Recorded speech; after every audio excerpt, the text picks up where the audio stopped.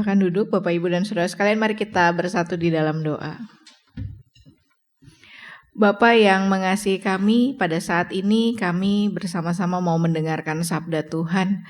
Kiranya Engkau menolong kami agar kami juga dapat menjadi pelaku firman di dalam kehidupan kami masing-masing. Kami menyadari bahwa kami manusia yang penuh dengan keterbatasan.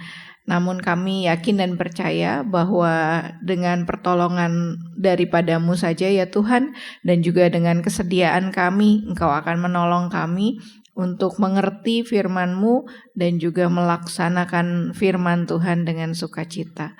Berfirmanlah ya Tuhan, karena kami siap untuk mendengarkan. Dalam nama Bapa, Putra, dan Roh Kudus kami berdoa. Amin.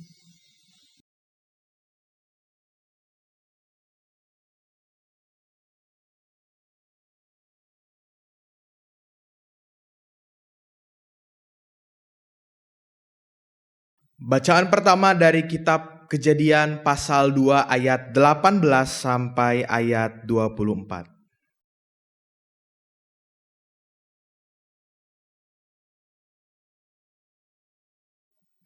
Kejadian pasal 2 ayat 18 sampai ayat 24. Tuhan Allah berfirman, "Tidak baik kalau manusia itu seorang diri saja. Aku akan menjadikan baginya penolong yang sepadan dengan dia." Lalu Tuhan Allah membentuk dari tanah segala binatang liar dan segala burung di udara. Semuanya itu dibawa kepada manusia itu untuk melihat bagaimana ia menamainya. Sama seperti nama yang diberikan manusia itu kepada setiap makhluk hidup, begitulah namanya. Manusia itu memberi nama kepada segala ternak, kepada burung di udara, dan kepada segala binatang liar. Tetapi baginya tidak didapati penolong yang sepadan dengan dia. Lalu Tuhan Allah membuat manusia itu tidur nyenyak. Ketika ia tidur, Tuhan Allah mengambil salah satu rusuk darinya, lalu menutup tempat rusuk itu dengan daging. Tuhan Allah membentuk rusuk yang diambilnya dari manusia itu menjadi seorang perempuan, lalu membawa dia kepada manusia itu. Lalu berkatalah manusia itu, "Inilah dia, tulang dari tulangku dan daging dari dagingku.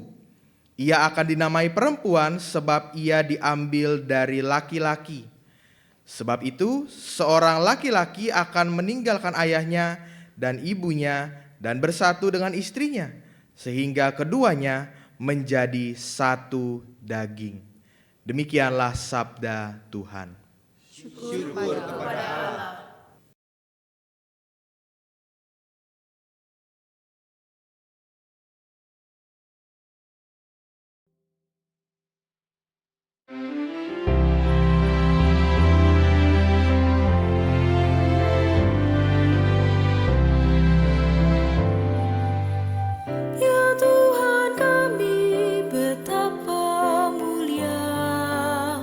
Di seluruh bumi namamu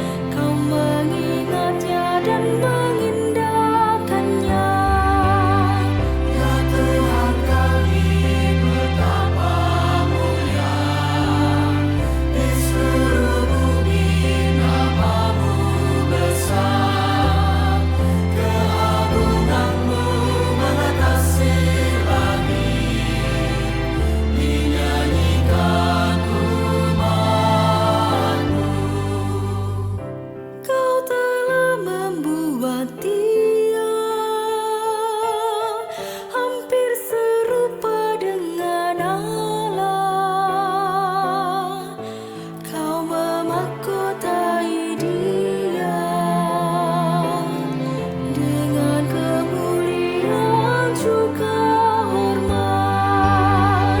Ya Tuhan kami, betapa mulia di seluruh bumi nama-Mu besar. Keagungan-Mu mengatasi langit, dinyanyikan umat-Mu. Kau membuatnya berkuasa di atas buatan tangan-Mu. Segalanya Kau letakkan, tetap berada di bawah kaki-Nya. Ya Tuhan kami, betapa mulia di seluruh bumi nama-Mu besar. Keagungan-Mu mengatasi langit, dinyanyikan umat-Mu. Kambing, domba, lembu, sapi, binatang-binatang di padang,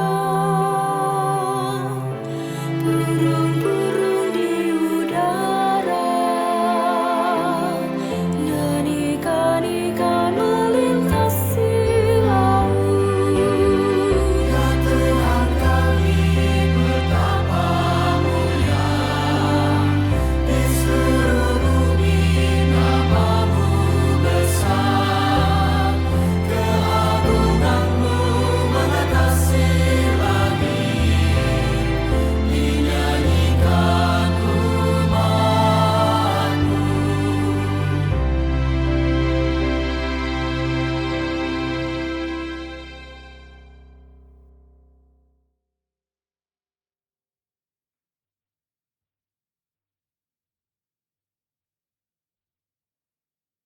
Bacaan kedua dari surat Ibrani pasal 1 ayat 1 sampai 4 dilanjutkan pasal 2 ayat 5 sampai ayat 12.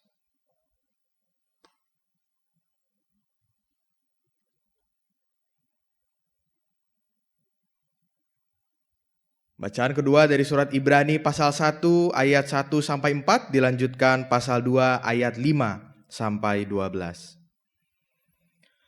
Setelah pada zaman dahulu Allah berulang kali dan dengan berbagai cara berbicara kepada nenek moyang kita dengan perantaraan para nabi. Pada zaman akhir ini, Ia berbicara kepada kita dengan perantaraan anaknya yang telah Ia tetapkan sebagai ahli waris segala sesuatu.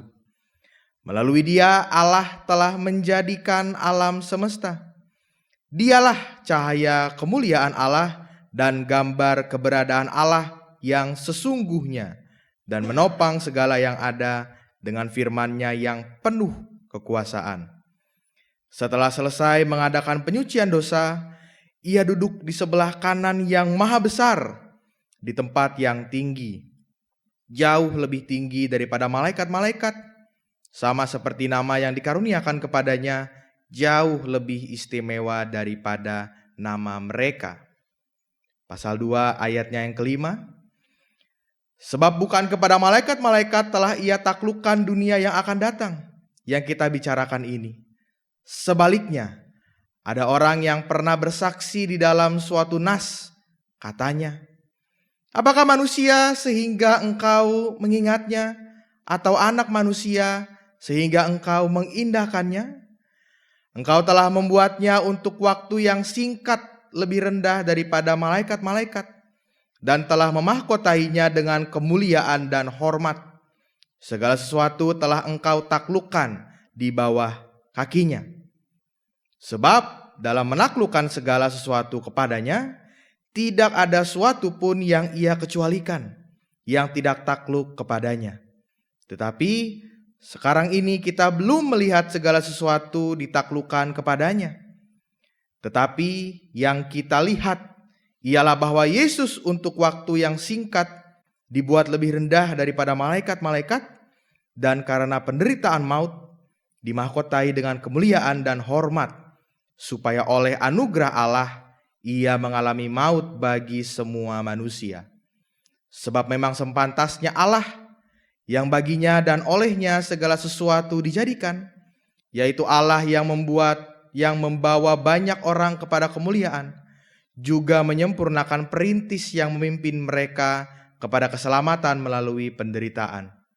Sebab ia yang menguduskan dan mereka yang dikuduskan, semuanya berasal dari satu.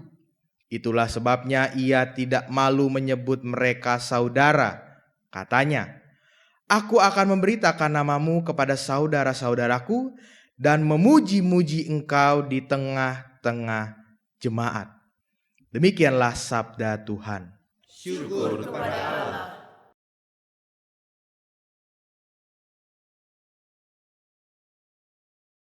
Inilah Injil Tuhan kita Yesus Kristus menurut Markus 10 ayat 2-16.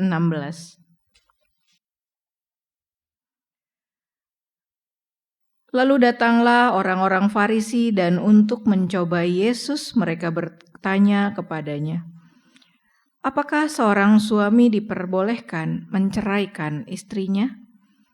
Jawabnya kepada mereka, apa perintah Musa kepada kamu? Jawab mereka, Musa memberi izin untuk menceraikannya dengan membuat surat cerai. Lalu kata Yesus kepada mereka, karena kekerasan hatimulah Musa menuliskan perintah ini untuk kamu. Padahal sejak awal ciptaan, Allah menjadikan mereka laki-laki dan perempuan. Sebab itu laki-laki akan meninggalkan ayahnya dan ibunya dan bersatu dengan istrinya, sehingga keduanya itu menjadi satu daging. Demikianlah mereka bukan lagi dua, melainkan satu. Karena itu apa yang telah dipersatukan Allah tidak boleh diceraikan manusia. Ketika mereka sudah di rumah, murid-murid itu bertanya lagi kepada Yesus tentang hal itu. Lalu katanya kepada mereka, siapa saja yang menceraikan istrinya lalu kawin dengan perempuan lain, ia berzina terhadap istrinya itu. Jika si istri menceraikan suaminya dan kawin dengan laki-laki lain, ia berzina. Lalu orang membawa anak-anak kecil kepada Yesus, supaya ia menyentuh mereka. Tetapi murid-muridnya memarahi orang itu. Melihat hal itu, Yesus marah dan berkata kepada mereka, biarkan anak-anak itu datang kepadaku. Jangan halang-halangi mereka, sebab orang-orang seperti inilah yang memiliki kerajaan Allah. Sesungguhnya aku berkata kepadamu, siapa saja yang tidak menyambut kerajaan Allah seperti seorang anak kecil, ia tidak akan masuk ke dalamnya. Lalu ia memeluk anak-anak itu, dan sambil meletakkan tangannya di atas mereka, ia memberkati mereka. Demikianlah Injil Tuhan Yesus Kristus. Berbahagialah mereka yang mendengarkan firman Allah dan yang memeliharanya dalam kehidupan sehari-hari. Haleluya.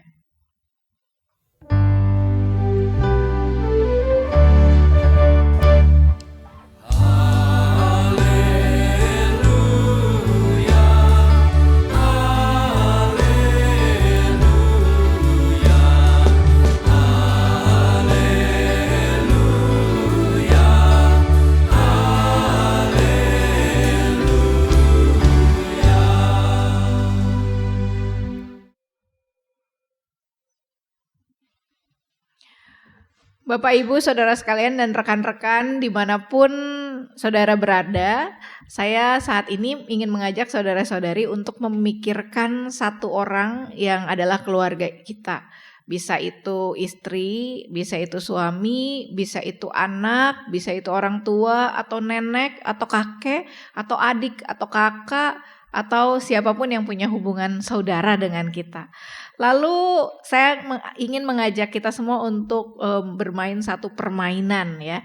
Jadi silakan menjawab pertanyaan-pertanyaan saya selanjutnya di dalam sebuah kertas dan ditulis ya jawabannya.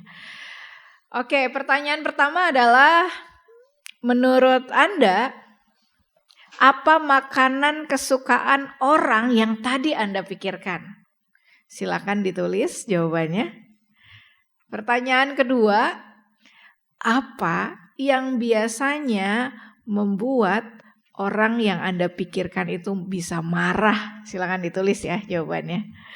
Lalu yang ketiga, pertanyaannya adalah tempat jalan-jalan favorit dari orang yang kita pikirkan.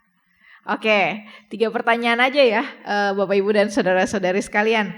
Dan kalau sudah, silakan nanti setelah kebaktian atau kalau misalnya pada saat ini orang yang kita pikirkan itu ada di sebelah kanan atau sebelah kiri kita, silakan diberikan jawaban kita dan tanya, bener gak sih jawaban saya ini gitu ya, tentang yang saya pikirkan tentang kamu. Apakah benar bahwa yang saya tulis ini ternyata memang makanan kesukaanmu? Apakah benar bahwa ini adalah hal yang paling sering membuatmu marah? Apakah benar hal ini atau tempat ini adalah tempat jalan-jalan favoritmu? Coba kita lihat berapa jawabannya yang benar semua. Ada yang benar semua gak ya? Atau mungkin ada yang benarnya 1, ada yang salah semua. Nah, kalau ada yang salah semua gak apa-apa gitu ya. Ini dimaklumi loh saudara-saudara sekalian. Kenapa? Karena kadang-kadang kita merasa bahwa kita paham anggota keluarga kita yang lain. Padahal kita tidak benar-benar memahami anggota keluarga kita itu. Sehingga di dalam keluarga seringkali terjadi yang namanya perselisihan gitu ya. Ada perselisihan-perselisihan yang membuat kita merasa kita tahu apa yang dia mau, ternyata bukan gitu. Dan itulah keluarga. Nggak ada keluarga yang sempurna. Dan ada catatan-catatan yang di Indonesia katanya masalah terbesar dari rumah tangga yang menyebabkan perceraian itu adalah perselisihan. Jadi 251.828 pasangan di Indonesia dalam tahun 2024 ini bercerai karena berselisih paham. Dan ini ranking tertingginya karena perselisihan gitu. Dari total 400.000 orang yang bercerai di dalam 3 tahun terakhir gitu ya. Maksudnya tahun 2024 ini ada 400.000, tahun sebelumnya sekitar 400.000 lagi, dan tahun sebelumnya 400.000. Wow, banyak ya gitu yang bercerai. Dan mostly itu karena perselisihan. Dan kemudian kasus yang kedua itu adalah kasus perselingkuhan gitu. Ini ada 34.322 pasang tahun ini yang bercerai karena berselingkuh. Lalu kemudian ada 5.174 kasus karena KDRT dan berbagai kasus lainnya. Nah, Bapak Ibu dan Saudara sekalian, memperjuangkan kesatuan keluarga seperti tema kita pada hari ini adalah sesuatu yang memang perlu dilakukan secara terus-menerus. Dan mengapa kita perlu perlu berjuang untuk kesatuan keluarga? Apakah perceraian diperbolehkan? Ya, dan pertanyaan ini sebenarnya adalah pertanyaan yang tidak hanya mungkin dipertanyakan oleh orang-orang pada saat ini yang juga bergumul dengan masalah keluarga. Ada yang bergumul dengan tadi perselisihan, percekcokan, lalu juga KDRT, perselingkuhan, dan banyak persoalan lainnya, termasuk ekonomi. Dan menarik di sini ternyata pertanyaan itu adalah pertanyaan yang juga ditanyakan oleh orang-orang pada zaman Tuhan Yesus hidup. Nah, kalau kita lihat di dalam Markus 10 ayat 2 di sini orang-orang Farisi datang dan bertanya kepadanya, apakah seorang suami diperbolehkan untuk menceraikan istrinya? Jadi pertanyaan perihal perceraian ini adalah pertanyaan yang sudah lama juga ditanyakan oleh orang-orang gitu. Dan menarik di sini ketika kita melihat apa sih jawaban Tuhan Yesus? Jawaban Tuhan Yesus adalah ditanya balik mereka. Apa perintah Musa kepada kamu? Dan mereka menjawab, Musa memberi izin untuk menceraikan dengan membuat surat cerai. Wow. Apa kalau gitu perceraian boleh ya gitu ya. Karena hukum Musa di sini bilang katanya Musa memberikan izin untuk menceraikannya dan dengan membuat surat cerai. Wow gitu. Nah, Tuhan Yesus tuh kalau kita lihat di sini seperti mau dijebak gitu oleh orang-orang Farisi, karena orang-orang Farisi itu memang datang untuk mencobai Tuhan Yesus, dan pada saat itu Bapak Ibu konteksnya itu memang begitu menarik karena memang terjadi polarisasi antara kelompok yang disebut dengan kelompok Hilal dan juga kelompok yang disebut dengan kelompok Syamai. Kelompok Hilal itu adalah mereka yang yakin dan percaya bahwa perceraian itu diperbolehkan dengan alasan apapun juga. Termasuk misalnya kalau bosen gitu sama pasangannya. Atau kalau si perempuan itu tidak lagi menarik untuk suaminya. Ya udah ceraikan aja gitu. Tetapi juga ada yang disebut dengan kelompok Syamai. Kelompok Syamai itu adalah kelompok yang mengatakan bahwa sebisa mungkin pertahankanlah rumah tanggamu gitu. Dan jangan semena-mena menceraikan istrimu. Nah ini ada di dalam Maleaki misalnya ya. Maleaki 2 ayat 14 sampai ayat yang ke-16. Ini berbunyi demikian. Lalu kamu bertanya, karena apa? Karena Tuhan telah menjadi saksi antara engkau dan istri masa mudamu yang telah kau khianati. Padahal dialah teman hidupmu dan istri seperjanjianmu. Jadi di sini Tuhan ternyata melalui Maleaki mengutuk yang namanya pengkhianatan gitu. Bukankah dia yang esa menjadikan mereka daging dan roh? Apakah yang dikehendaki yang esa itu? Keturunan umat Allah, jadi jagalah dirimu. Janganlah seorang pun berkhianat terhadap istri masa mudanya. Sebab aku membenci perceraian, firman Tuhan Allah Israel. Dan juga orang yang berselubungkan kekerasan, firman Tuhan semesta alam. Jagalah dirimu dan janganlah berkhianat. Jadi di sini sebenarnya yang dikritik adalah pengkhianatan di dalam pernikahan itu sendiri, Bapak Ibu dan Saudara sekalian. Dan kalau gitu pertanyaannya, kenapa sih Musa bisa menuliskan hukum seperti ini gitu? Kenapa silakan memberikan izin untuk menceraikan dengan membuat surat cerai? Wow, kenapa ya? Kalau kita berpikir gitu dengan konteks masa kini tentu nggak akan dapat, karena itu kita perlu mendalami apa sih yang terjadi pada masa itu gitu. Dan Musa sampai mengatakan hukum seperti ini, Tuhan Yesus mengatakan apa? Karena kedegilan hatimu. Dengan kata lain, karena kedegilan hati orang-orang Israel pada masa itu yang tidak menghargai perempuan, yang tidak menghargai anak-anak. Loh memang kenapa gitu? Karena pada masa itu ya tadi seperti saya katakan, laki-laki itu memiliki paham patriarki bahwa istri itu hanya dipandang sebagai benda kepemilikan, demikian juga dengan anak-anak. Sehingga ketika seorang perempuan diceraikan oleh suaminya, maka dia kehilangan segala-galanya. Kehilangan status sosial, kehilangan juga penghidupan yang layak daripada suaminya yang biasanya diberikan kepadanya. Dan di sini justru Musa melindungi perempuan. Agar apa? Agar laki-laki tidak semena-mena memberikan perceraian gitu. Maka kalau kita mendalami lebih jauh lagi sebenarnya tentang hukum Musa ini di dalam Injil Markus 10 ini, sebenarnya ini konteksnya itu adalah tidak boleh sembarang laki-laki itu memberikan surat cerai. Karena ketika dia sudah menceraikan istrinya, maka dia tidak boleh lagi kembali kepada istrinya itu, karena ini sudah diceraikan. Dan kenapa perlu ada surat cerai gitu pada waktu itu? Karena mereka bisa semena-mena. Jadi mereka bisa aja ngomong, oh istrinya begini. Sehingga istrinya tidak bisa menikah lagi dengan orang lain. Bisa difitnah habis-habisan, oh dia yang selingkuh. Dan orang pasti ketika laki-laki itu menempati posisi yang paling tinggi dalam strata sosial, mereka lebih percaya pada laki-laki. Karena itu perlu adanya surat cerai itu.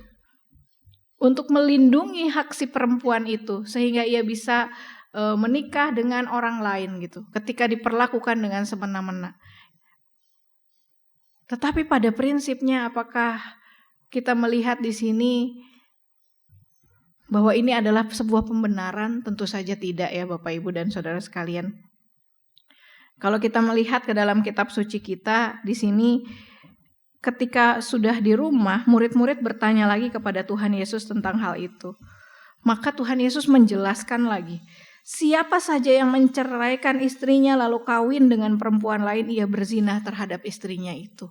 Maka di sini Tuhan Yesus melihat motivasi yang tidak benar daripada manusia yang memang dia pengen bercerai lalu pakai cari gara-gara gitu. Yang sebenarnya dia itu tujuan perceraiannya adalah ingin menikahi orang lain. Jadi sebenarnya dalam hatinya sudah berselingkuh, sudah berzina, cuma cari gara-gara gitu. Dan inilah yang mau Tuhan Yesus tekankan, bahwa dia sebenarnya adalah orang yang tidak setuju pada perceraian yang dilakukan karena semena-mena. Dan justru yang lebih menarik adalah di sini ketika kita lihat Tuhan Yesus itu justru tidak mau terlibat dalam perdebatan mengenai perceraian, tetapi yang dia kembalikan justru adalah tentang hakikat mengapa manusia itu menikah dan hidup berkeluarga. Maka di sini dikatakan di ayat 5, lalu kata Yesus kepada mereka, karena kekerasan hatimu lah Musa menuliskan perintah ini untuk kamu. Padahal sejak awal ciptaan Allah menjadikan mereka laki-laki dan perempuan. Sebab itu laki-laki akan meninggalkan ayahnya dan ibunya dan bersatu dengan istrinya, sehingga keduanya ini menjadi satu daging. Demikianlah mereka bukan lagi dua, melainkan satu. Karena itu apa yang telah dipersatukan Allah tidak boleh diceraikan manusia. Dan di sini memaksudkan apa yang Tuhan Yesus maksudkan. Yang Tuhan Yesus maksudkan adalah lebih kepada daripada kita mau bercerai gontok-gontokan dan lain sebagainya, tapi pikirkan ulang makna pernikahan itu sendiri. Daripada kalian ribut bercerai itu boleh atau tidak, tapi alasan perceraiannya itu sebenarnya karena mau menikah dengan orang lain, lebih baik pikirkan apa esensi kenapa pernikahan itu ada. Dan di sini kita melihat ketika Tuhan menciptakan laki-laki dan perempuan dan mereka akan bersatu meninggalkan orang tua mereka, di sini kita melihat ada rancangan Tuhan di dalam sebuah kehidupan keluarga, di dalam pernikahan itu sendiri. Dan kalau kita lihat misalnya kitab Kejadian yang tadi kita baca, kita lihat Kejadian 2 ayat 18 sampai 24. Ini adalah satu teks yang menurut saya menarik untuk mengerti apa itu tujuan pernikahan. Tujuan hidup berkeluarga, tidak hanya suami istri ya, tetapi juga kita sebagai orang tua dengan anak atau anak dengan orang tua gitu ya. Dikatakan tidak baik kalau manusia itu seorang diri saja, aku akan menjadikan baginya penolong yang sepadan dengan dia. Artinya di sini ada satu realitas manusia yang terjadi di dalam kehidupan. Bahkan kalau ini baca teksnya ini sebelum manusia jatuh ke dalam dosa ya teksnya gitu ya. Jadi yang menarik itu adalah apa realitasnya, yaitu kesendirian. Kesepian tuh enak gak sih Bapak Ibu Saudara sekalian? Gak enak ya, kesepian itu gak enak. Karena itu sebenarnya Tuhan memanggil kita untuk hidup berkomunitas. Keluarga, pernikahan itu adalah salah satu kehidupan berkomunitas, tetapi nggak cuma keluarga sih gitu ya.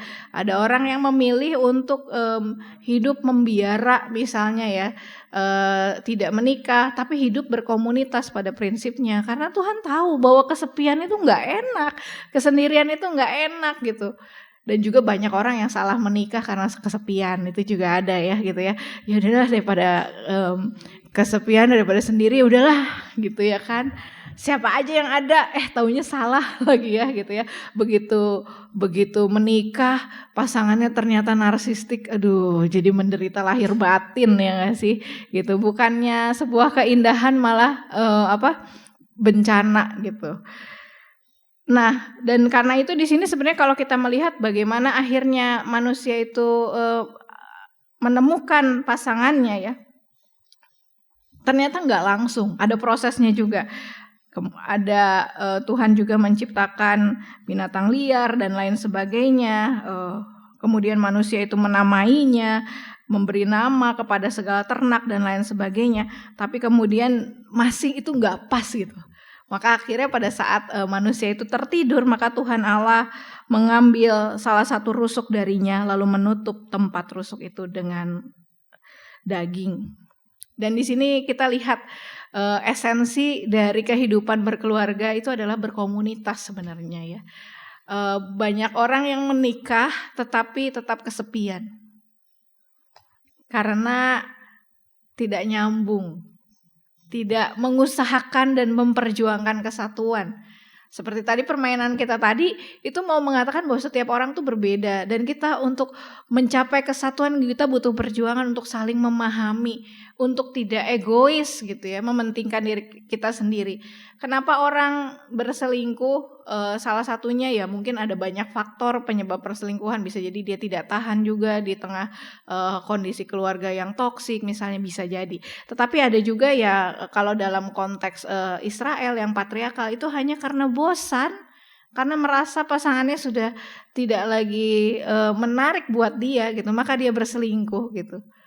Ini kan sesuatu yang ukurannya adalah diri sendiri, ya kan? Bapak Ibu Saudara sekalian. Setiap kita toh akan menua. Setiap kita toh juga akan kembali ke tanah. Dan karena itu sebenarnya keegoisan ini justru di dalam keluarga itu malah membuat kita semakin kesepian. Menikah tapi kesepian. Atau orang tua yang sangat egois membuat anak juga menjadi kesepian. Ada banyak anak muda yang merasa saya hidup di tengah keluarga tapi saya tidak punya keluarga.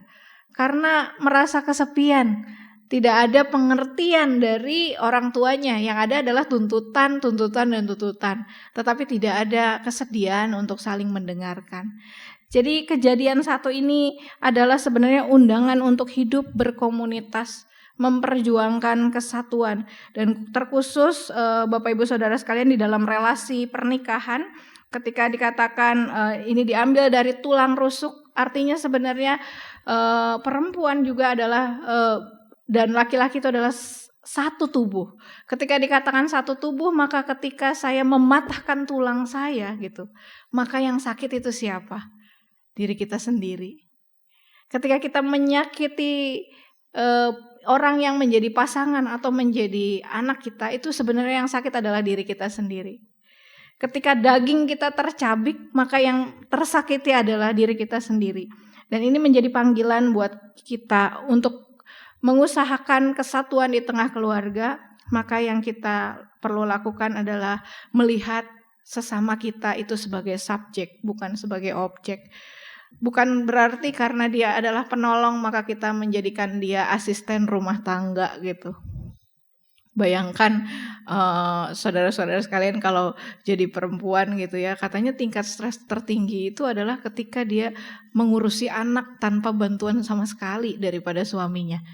Ya, jadi pada saat pulang ada baiknya juga bapak-bapak untuk membantu ibu-ibunya. Emang kenapa kalau harus mencuci baju gitu ya? Emang kenapa kalau membereskan tempat tidur gantian? Ya nggak masalah kan gitu ya. Hal-hal seperti itulah yang membuat kita melihat bahwa dia itu bukan asisten saya, penolong yang sepadan, artinya setara. Artinya ketika kita juga bisa bergantian melakukan tugas-tugas domestik, itu juga menjadi suatu hal yang sangat indah Bapak Ibu dan Saudara sekalian. Sehingga hidup berkomunitas itu dalam hal ini pernikahan itu tidak akan membuat salah seorang menjadi kesepian, tetapi menemukan yang namanya kepenuhan atau contentment itu. Karena setiap subjek itu dimanusiakan, setiap subjek itu diperhatikan. Begitu juga kalau kita lihat lagi tadi di dalam Injil Markus, Yesus memberkati anak-anak ketika murid-murid memarahi orang yang membawa anak-anak kecil, maka Tuhan Yesus tuh marah. Kenapa? Karena anak-anak juga adalah manusia. Kadang mungkin kita merasa anak-anak gitu mengganggu kita dengan kesibukan kita dan lain sebagainya. Tapi kan itu bukankah buah cinta dari Bapak Ibu dan Saudara sekalian? Kalau kita punya adik atau kakak, bukankah itu juga adalah saudara yang Tuhan anugerahkan bagi kita? Karena gitu, maka penting untuk menyambut mereka, untuk hidup menjadikan mereka subjek. Ini anak-anak yang kucintai, aku mau mendengarkan mereka, aku mau melihat mereka. Dalam pendidikan anak, beberapa waktu lalu saya belajar tentang pendidikan Montessori gitu ya, bagaimana melihat dari sudut pandang anak. Dan ada satu bagian yang saya pelajari dan menarik menurut saya, yaitu lihatlah dari cara anak Anda memandang, maka Anda akan terkagum-kagum. Nah, karena itu kalau misalnya kita punya anak kecil ya, kan kecil nih segede gini gitu. Nah, maka coba dulu berjongkok dan melihatlah dari sudut pandang dia gitu, dunia ini. Karena itu sarannya bagus-bagus gitu. Kalau misalnya itu ajalah mereka untuk mengambil mainan sendiri, memilih baju sendiri, menentukan segala sesuatu yang mereka inginkan dalam batas aman dan wajar. Itu salah satu yang menurut saya memanusiakan anak kecil gitu ya. Karena apa? Karena kita sering kali berpikir bahwa mereka itu nggak tahu apa-apa dan nggak tahu apa yang mereka mau, nggak ngerti bahaya. Padahal mereka juga sudah punya kehendak dan mereka perlu belajar untuk memilah mana yang baik dan mana yang tidak. Karena itu ini menjadi sebuah hal yang penting. Jadi inti untuk menjadi keluarga yang memperjuangkan kesatuan adalah menjadikan sesama kita sebagai subjek, mengasihi mereka seperti kita mengasihi diri kita sendiri. Ketika kita merobek daging kita, maka kita yang terluka. Maka perlakukanlah mereka itu seperti bagaimana kita memperlakukan diri kita sendiri dengan penuh cinta kasih, Bapak Ibu. Kejujuran menjadi kunci. Kenapa? Kalau kita lihat di sini, ketika manusia itu saling berjumpa, maka mereka telanjang dan menjadi satu tubuh. Telanjang itu simbol apa sih? Ketika kita telanjang, kita tidak menggunakan apapun juga ya. Itu adalah simbol kejujuran. Kadang-kadang yang merusak kesatuan tuh apa? Kejujuran kan Bapak Ibu ya gitu ya. Jadi kalau ada yang selingkuh tuh biasanya tuh ada yang chatting gitu ya. Tapi namanya tuh misalnya diganti jadi nama driver X gitu. Banyaknya kejadian ketangkep gitu ya gitu. Tapi ternyata ketangkep gitu karena nggak jujur gitu. Kepada anak-anak juga kadang-kadang kita nggak jujur gitu. Mama mau pergi ya atau papa mau pergi ya gitu. Mama sibuk gitu. Padahal kita misalnya melakukan hal lain gitu, atau kita mengajarkan juga berbagai kebohongan gitu di dalam kehidupan keluarga. Tapi yang diperlukan adalah kejujuran sebenarnya. Telanjang adalah simbol dari saya rapuh, saya terbuka, tapi saya siap menerima satu dengan yang lain, membuka diri apa adanya. Ketika memasuki pernikahan dengan sebuah kejujuran, ketika mendidik anak dengan kejujuran bahwa tidak selalu kita serba tahu, tetapi kadang-kadang ada kalanya kita nggak tahu, maka disitulah kesatuan itu terjadi. Keluarga yang memperjuangkan kesatuan adalah keluarga yang memandang orang lain dengan subjek dan juga memandang diri sendiri sebagai subjek. Dan di dalam kejujuran kita menyatakan itu kepada Tuhan. Ada satu ilustrasi penutup Bapak Ibu, kehidupan keluarga itu seperti apa sih? Ini adalah seperti kayu-kayu bakar. Kayu bakar itu ketika berserakan di mana-mana, ya udah cuma jadi kayu aja, iya nggak? Nah, tapi kalau kayu itu dikumpulin satu-satu ditumpuk gitu ya, kemudian dibakar, maka kita akan merasakan kehangatan, benar nggak ya? Di udara yang sangat amat dingin. Dan itulah kehidupan keluarga itu sebagaimana harusnya. Keluarga itu bukan seharusnya membuat kita menjadi makin terisolasi, makin kesepian atau makin dingin gitu. Dengan setiap hal yang nyinyir dan ketidakjujuran. Tetapi di dalam kehidupan keluarga kita harusnya menjadi seperti kayu bakar. Ditumpuk, dibakar, dan menghangatkan. Menghangatkan tidak hanya bagi diri kita sendiri, tetapi bagi seluruh ruangan, bagi seluruh orang yang berada di dalam ruangan itu. Dan disinilah cinta Tuhan itu nyata. karena ini adalah soal panggilan Tuhan bagi kita untuk memperjuangkan kesatuan. Biar kita menjadi hangat, bukan dingin. Biar kita merasakan ada keluarga yang mengasihi aku dan aku mengasihi mereka. Sehingga aku tidak lagi merasa kesepian dan dia tidak lagi merasa kesepian. Amin.